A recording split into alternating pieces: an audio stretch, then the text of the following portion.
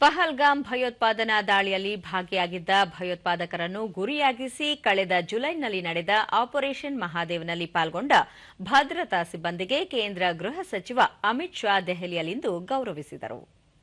Operation ಮಹಾದೇವ್ನಲ್ಲಿ ಪಾಲ್ಗೊಂಡಿದ್ದ ಭಾರತೀಯ ಸೇನೆ, ಕೇಂದ್ರ ಮೀಸಲು ಪೊಲೀಸ್ ಪಡೆ ಮತ್ತು ಜಮ್ಮು ಕಾಶ್ಮೀರದ ಪೊಲೀಸ್ ಸಿಬ್ಬಂದಿಯನ್ನು ಅಭಿನಂದಿಸಿದರು. ಬಳಿಕ ಅವರು ಭಾರತದ ನಾಗರಿಕರ ಜೀವಕ್ಕೆ ತೊಂದರೆಯೊಡ್ಡುವುದರಿಂದ ಉಂಟಾಗುವ ಪರಿಣಾಮಗಳ ಬಗ್ಗೆ ಆಪರೇಷನ್ ಸಿಂಧೂರ್ ಮತ್ತು ಆಪರೇಷನ್ ಮಹಾದೇವ್ ಸೂಕ್ತವಾದ ಸಂದೇಶ ರವಾನಿಸಿವೆ, ಭಯೋತ್ಪಾದನೆಯ ಸೂತ್ರಧಾರರಿಗೆ ಸ್ಪಷ್ಟವಾದ ಉತ್ತರ ನೀಡಿವೆ ಎಂದು ಹೇಳಿದರು. ಭಯೋತ್ಪಾದನೆ ವಿರುದ್ಧ ಕೈಗೊಂಡ ಆಪರೇಷನ್ ಸಿಂಧೂರ್ ಸಮಾಧಾನ ನೀಡಿದರೆ, ಆಪರೇಷನ್ ಮಹಾದೇವ್ ಆತ್ಮವಿಶ್ವಾಸ ಗಳಿಸಿಕೊಟ್ಟಿದೆ.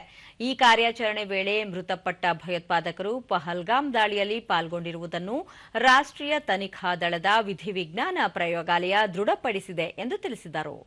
ಭಯೋತ್ಪಾದಕರು ಯಾವುದೇ ರೀತಿಯಲ್ಲಿ ತಮ್ಮ ಕಾರ್ಯವಿಧಾನಗಳನ್ನು ಬದಲಿಸಿದ್ದರೂ ಭಾರತ ತಕ್ಕ ಶಾಸ್ತಿ ನೀಡಲಿದೆ ಎನ್ನುವುದು ಈ ಕಾರ್ಯಾಚರಣೆಗಳಿಂದ ಸಾಬೀತಾಗಿದೆ. ದೇಶದ ನಾಗರಿಕರಲ್ಲಿ ಸುರಕ್ಷತೆಯ ಭಾವನೆ ಮೂಡಿಸಿರುವ ಭದ್ರತಾ ಪಡೆಯ ಯೋಧರಿಗೆ ಪ್ರಧಾನಿ ನರೇಂದ್ರ ಮೋದಿ ಹಾಗೂ ಇಡೀ ದೇಶದ ಪರವಾಗಿ ಅಭಿನಂದನೆ ಸಲ್ಲಿಸುವುದಾಗಿ ತಿಳಿಸಿದರು.